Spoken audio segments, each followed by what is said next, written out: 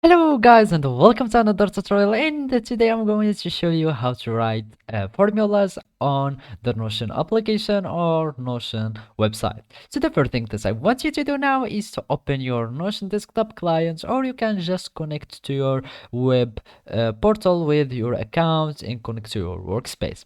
After that, you will need just to follow these simple steps.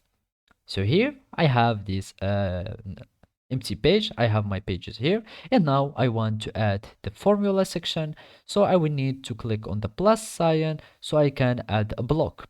To add the formula block, click on the plus, and either you can search for formulas here, or you can just write and type formula, and you will have the block equation, or you can have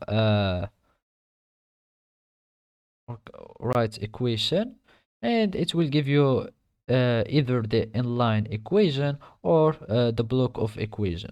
So let's just go for inline equation so I can show you how to write formulas. So basically you will just add the things that you want.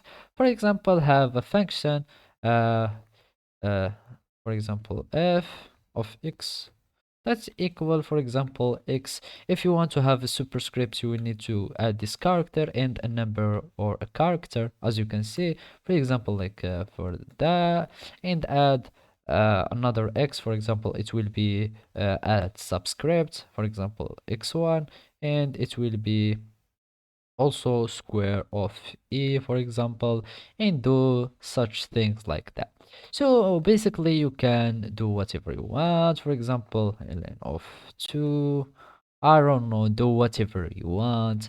You can do, for example, a chemistry formula, uh for example, something like that. I think you can add whatever was that you want, and then you will have something like that.